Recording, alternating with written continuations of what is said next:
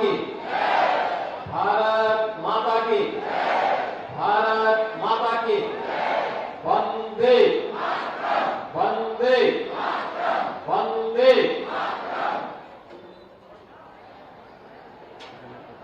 नाथनगरी बरेली के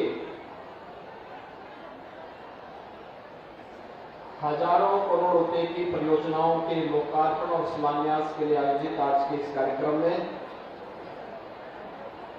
मंच पर उपस्थित प्रदेश सरकार में मेरे वरिष्ठ सहयोगी वित्त मंत्री श्री सुरेश कुमार खन्ना जी, प्रदेश सरकार के पशुधन मंत्री श्री धर्मपाल सिंह जी,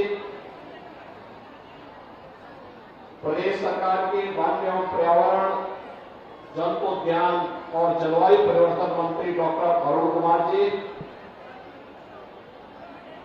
भारतीय जनता पार्टी के कर्मठ क्षेत्रीय अध्यक्ष श्री दुर्विजय सिंह साके जी, लोकप्रिय सांसद और पूर्व केंद्रीय मंत्री माननीय श्री संतोष कुमार गंगवार जी,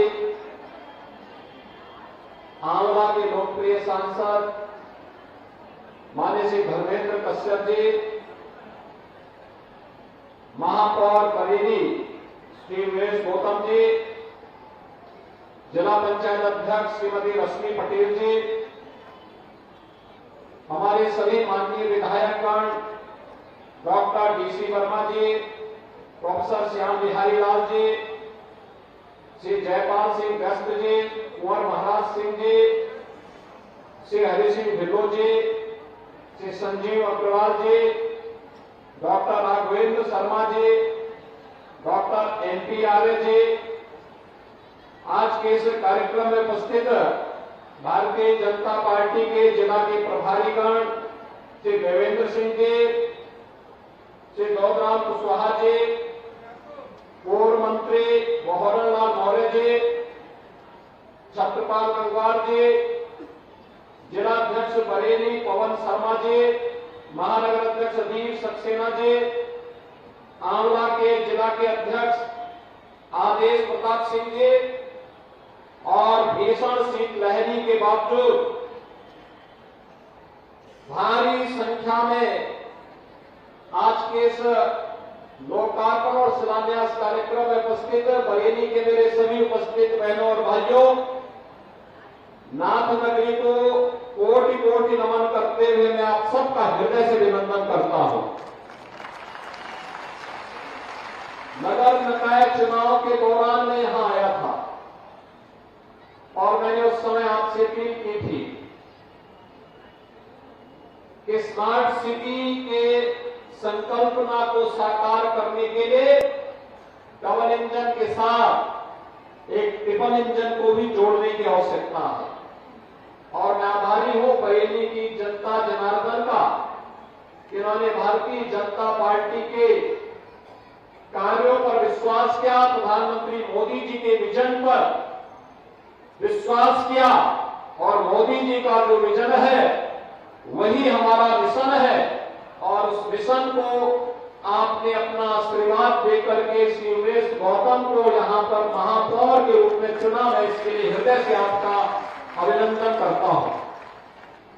भाइयों बहनों, आज उसी क्रम में ये 3405 करोड़ रुपए की परियोजनाएं जो हमारे सांसद, हमारे विधायक, हमारे मंत्री बरेली जनपद के लिए स्वीकृत कराए हैं, अलग अलग प्रकार की परियोजनाएं हैं। इनमें सड़क भी है, इनमें स्मार्ट सिटी मिशन से जुड़े हुए प्रोजेक्ट भी हैं, शिक्षा से जुड़े हुए भी हैं, स्वास्थ्य से जुड़े हुए भी हैं, और बरेली के विकास, रोजगार और बरेली को वास्तव में नाथ नगरी के रूप में स्थापित करने की परिकल्पना को साकार करने वाली इन परियोजनाओं के लिए आप सभी बरेली के मतदाता भाइयों और बहनों को मैं हृदय से बधाई देता हूं, जनप्रतिनिधियों को इसके लिए हृदय से धन्यवाद देता हूं।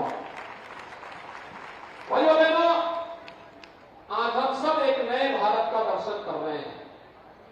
एक ऐसा नया भारत जो वैश्विक स्तर पर जब चलता है तो दुनिया उसका अनुसरण करती है। एक ऐसा भारत जिस पर आज पूरी दुनिया गौरव की अनुभूति करती है, जो भारत की 140 करोड़ की आबादी के गौरव को बढ़ाता है, उनके सम्मान को बढ़ाता है, तो देश के अंदर सुरक्षित हुआ भारत। आज प्रधानमंत्री मोदी जी के नेतृत्व में पूरा भारत अपने आप को सुरक्षित महसूस करता है। विकास की योजनाओं का लाभ बिना भेदभाव के, और विकास की भी बड़ी बड़ी योजनाएं, हाईवे, रेलवे, अत्याधुनिक एयरपोर्ट, आईआईटी, आईआईएम, एम्स जैसे संस्थान आज भारत को नई पहचान दे रहे हैं। स्मार्ट सिटी की परियोजना हो या हर घर नल की परियोजना, आज तो विकास की इतनी सारी योजनाएं हैं कि जहां भारत के इस नए भारत के दर्शन करते हुए पूरी दुनिया इनसे अभिभूत है, वहीं गरीब कल्याणकारी योजनाओं के भी एक नए मानक इस नए भारत में स्थापित किए हैं। विकसित भारत संकल्प यात्रा, प्रधानमंत्री मोदी जी के उसी विजन को जमीनी धरातल पर उतारने के साथ ही कितना लाभ लोगों को प्राप्त हुआ है उसको जानने, और वह मेरी कहानी मेरी जुबानी के माध्यम से अपनी सफलतम कहानी को जनता जनार्दन के सामने कहे, और जिसको योजना का लाभ मिला वह कहेगा, जिसको नहीं मिला है उसका भी रजिस्ट्रेशन हो करके उसको भी आने वाले समय में हम 100% सिचुएशन के मकसद को प्राप्त करने की दिशा में कार्य करेंगे। यही विकसित भारत संकल्प यात्रा का पूरा का पूरा वह मोदी जी का विजन है, जो बिना भेदभाव के शासन की योजना को हर नागरिक तक पहुंचाने का लक्ष्य रखा गया है। भाइयों बहनों, यहां चेहरा देखकर की योजनाएं नहीं की जाती। अगर विकास गाजियाबाद और नोएडा में होगा, वाराणसी और गोरखपुर में होगा, प्रयागराज और लखनऊ में होगा, तो बरेली को उस विकास से कोई वंचित नहीं कर सकता है। यहां पर भी तो अगर काशी में काशी विश्वनाथ धाम का कॉरिडोर बनता है, अगर प्रयागराज में कुंभ का कॉरिडोर बनता है, अयोध्या में अयोध्या धाम का कॉरिडोर बनता है, तो हमारे बरेली में भी नाथ कॉरिडोर को हम आज फाइनल स्वरूप देने के लिए ही बरेली आए हैं। नाथ कॉरिडोर को जोड़ने वाले जितने भी महत्वपूर्ण मार्ग हैं, इन सबको स्वीकृत देने के बाद ही हम बरेली आए हैं, और अगली बार जब आएंगे इन सबका लोकार्पण करने जरूर आएंगे, क्योंकि ये हमारी विरासत की पहचान है। यही तो प्रधानमंत्री मोदी जी ने कहा।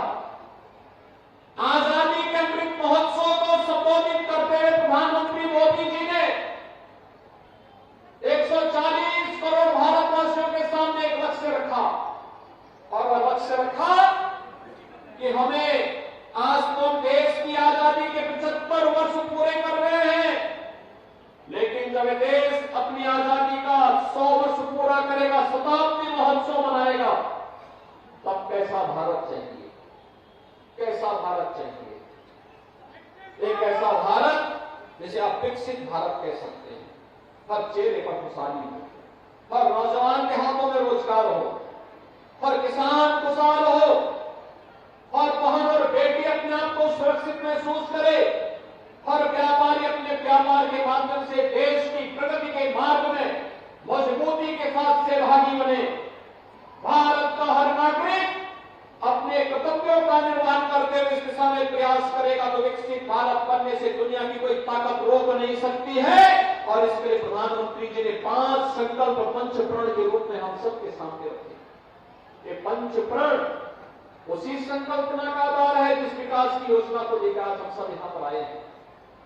उन्होंने कहा आज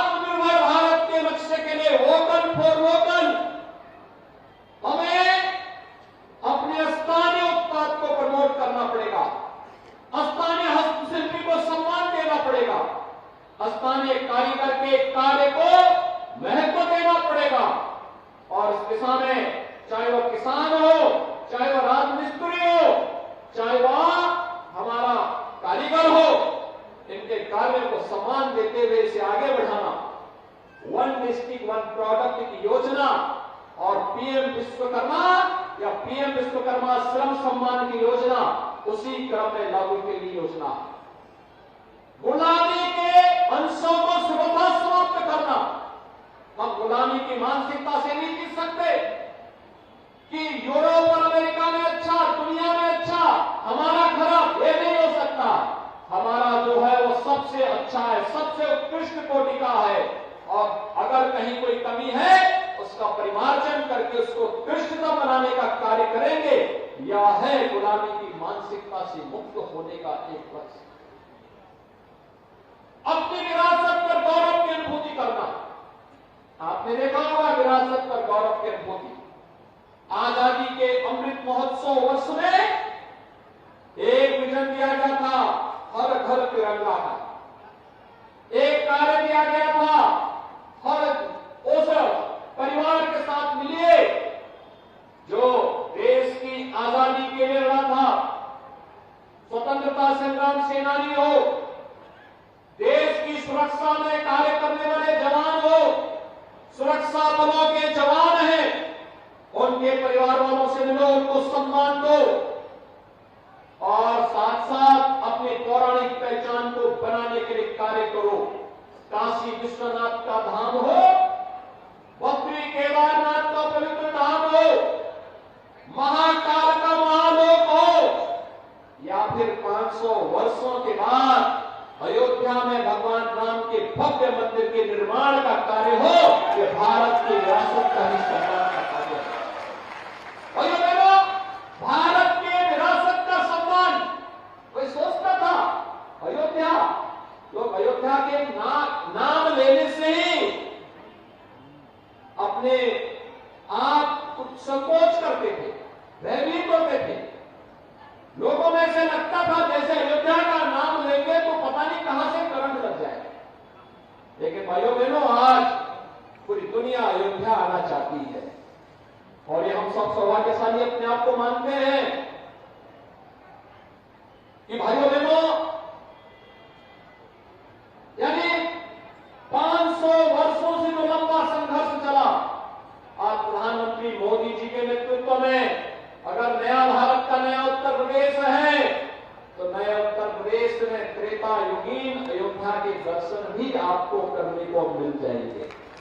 अयोध्या की जितनी भी परियोजनाएं थी, उन परियोजनाओं का लोकार्पण हम लोगों ने प्रधानमंत्री मोदी जी के कर कमलों से 30 दिसंबर को संपन्न कर दिया है, और अब 22 जनवरी को भगवान राम के भव्य प्राण प्रतिष्ठा कार्यक्रम की तैयारी चल रही है। कल मैं अयोध्या में था, जहां अयोध्या में पहले ये गाड़ी नहीं चल पाती थी, आप 4 लेन की कनेक्टिविटी देखिए। जहां अयोध्या में पहले हवाई जहाज की बात तो बहुत दूर थी, आज वहां पे यानी सिंगल यानी मीटर गेज था रेल का, आज डबल यानी ब्रॉड गेज के साथ डबल लाइन वहां पहुंच चुकी है। एयर कनेक्टिविटी के लिए एयरपोर्ट बन चुका है। ये सभी कार्यक्रमों का लोकार्पण प्रधानमंत्री जी ने 30 दिसंबर को कर दिया है, और अभी तो वाटरवे के साथ भी जोड़ने की तैयारी चल रही है। वाटरवे के साथ इनलैंड वाटरवे, अयोध्या की कनेक्टिविटी बेहतरीन करके जहां से भी कोई अयोध्या श्रद्धा के भाव से आएगा, सम्मान के साथ प्रभु का आशीर्वाद प्राप्त करके जाएगा। यही है विरासत का सम्मान। एक बार एकात्मता के लिए कार्य करना।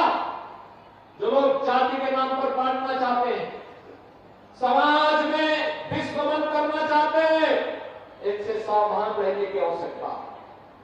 ये जातिवाद की राजनीति, परिवारवाद की राजनीति, विभाजन की राजनीति उत्तर प्रदेश के सामने, यहां के नौजवानों के सामने, उत्तर प्रदेश के नागरिकों के सामने पहचान का संकट खड़ा किया था, और आज हमें सावधान होकर के विकास के बारे में सोचना है, विरासत के बारे में सोचना है, आने वाली पीढ़ी के उज्जवल भविष्य के बारे में सोचना है। उत्तर प्रदेश को देश की अग्रणी अर्थव्यवस्था के रूप में स्थापित करने के लक्ष्यों को प्राप्त करने की दिशा में कार्य करने के लिए आगे बढ़ना है, और इन सब को प्राप्त करने के लिए जो अंतिम संकल्प है वह है हमारे नागरिक कर्तव्य। एक भारत के नागरिक होने के नाते हमारा दायित्व क्या है? मेरा दायित्व होना चाहिए पहला मेरा देश। मैं अपने देश के लिए काम करूंगा। हर काम देश के नाम, हर काम देश के नाम। मेरे साथ बोलेंगे, हर काम देश के नाम। पहला देश, फिर समाज, फिर परिवार और अंत में मैं स्वयं। भारतीय जनता पार्टी इसी बात को कहती है, पहला देश, फिर पार्टी और फिर व्यक्ति का हित। अंत में आता है और उसके लिए कार्य करना, निरंतर प्रयास करना।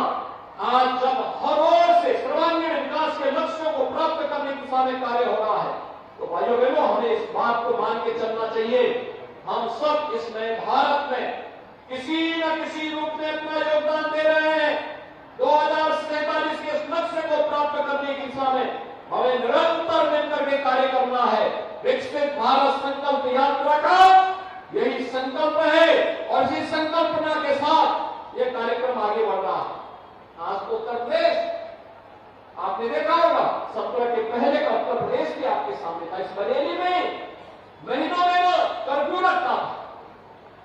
एक बार यहां कर्फ्यू के दौरान जब यहां के कार्यकर्ताओं ने मुझे कहा, मैं सांसद था, और मुझे कहा कि यहां कर्फ्यू लगा करके हमारा ही प्रताड़ना हो रहा है, तो मैंने भी कार्यक्रम बनाया था, मुझे नहीं आने दिया गया था यहाँ पे।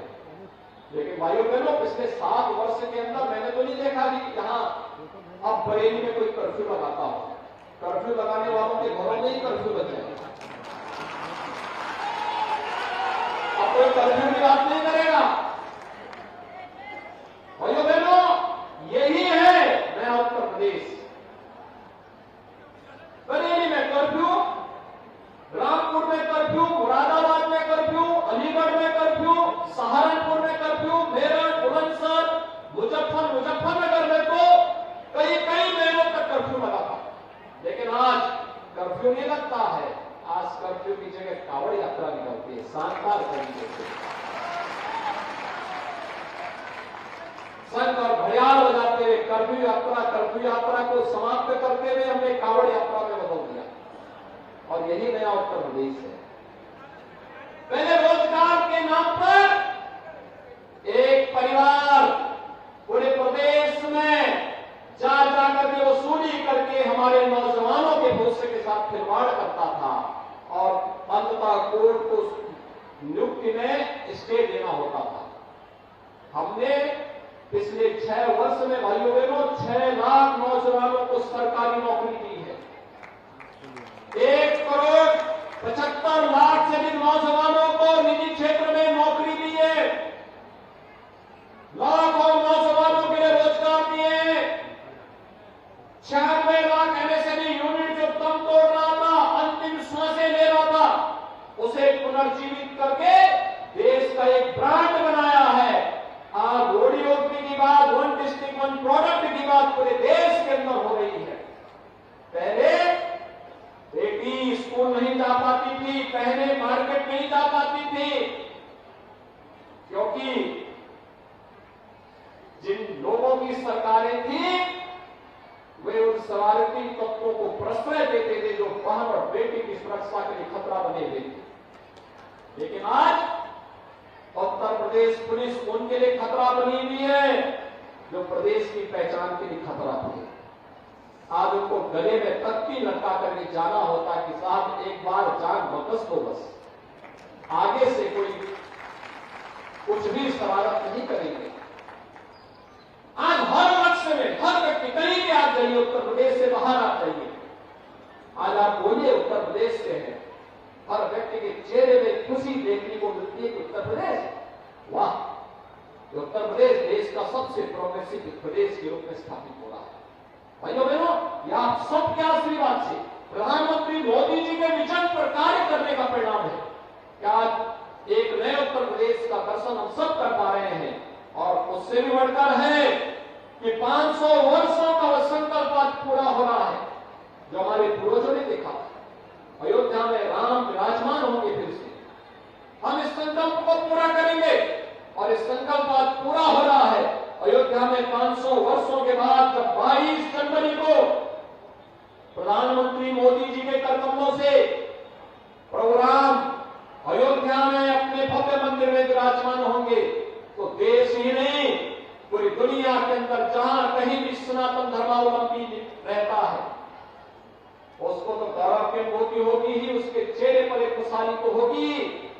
मेरा ये मानना है 22 जनवरी का कार्यक्रम दुनिया के अंदर जहां कहीं भी सभ्यता और संस्कृति को कुचला गया होगा उनमें एक आस है, उनके लिए एक नया विश्वास है 22 जनवरी का कार्यक्रम। और 22 जनवरी का प्राण प्रतिष्ठा का ये महोत्सव हम सब अपने तरीके से कार्यक्रम प्रारंभ करें। 14 जनवरी से लेके 20 जनवरी तक 21 जनवरी तक हमारा एक ही कार्यक्रम होना चाहिए, स्वच्छता का कार्यक्रम। अपने गांव में, अपने नगर में, अपने वार्ड में, अपने मोहल्ले में स्वच्छता के कार्यक्रम को जुड़ना। प्लास्टिक फ्री, कहीं कूड़ा कचरा नहीं होना चाहिए। जैसे दीपावली के पहले आप अपने घरों की सफाई करते हैं, अपने नगर को सफाई करिए। आज प्रभु अयोध्या में विराजमान हो रहे हैं, कल मेरे घर में, मेरे गांव में, मेरे नगर में विराजमान होंगे। इससे सफाई की तैयारी करना, स्वच्छता के लक्ष्य को प्राप्त करना हमारा प्रयास होना चाहिए। 14 से स्वच्छता अभियान, 16 जनवरी से हर देव मंदिर में राम नाम संकीर्तन, अखंड रामायण के पाठ की तैयारी करिए। गांव-गांव में रामलीलाओं का मंचन करिए। और 22 के कार्यक्रम को स्क्रीन लगा करके लाइव देखिए। 22 को सार्वजनिक अवकाश होगा और उस सार्वजनिक अवकाश के दिन भाइयों बहनों उस दिन स्क्रीन लगा करके वहां के कार्यक्रम को देखो। उस दिन अपने अपने गांव में, अपने अपने नगर में भंडारा का आयोजन करो। और सायकाल घर में भी, मंदिरों में भी, सार्वजनिक स्थानों पर भी दीपोत्सव के दीपों के माध्यम से एक बार नए भारत की नई दीपावली मना करके राष्ट्रीय पर्व के रूप में हम लोग 22 जनवरी के कार्यक्रम के साथ जुड़ेंगे तो ये आने वाली पीढ़ियों के लिए एक नई प्रेरणा होगी।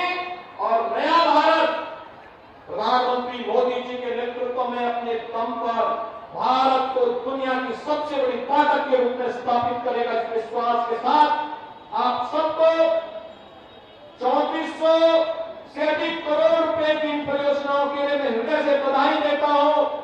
मकर संक्रांति और प्राण प्रतिष्ठा महोत्सव की अपनी शुभकामनाएं भी देता हूं और आपका आह्वान भी करता हूं कि आपको अयोध्या आना है, लेकिन 22 के बाद जिस दिन आपके जनप्रतिनिधि और संगठन के लोग कार्य योजना बनाएंगे उस कार्यक्रम के तहत आपको अयोध्या आकर के प्रभु के दर्शन करने के लिए अपने आप को तैयार करना है।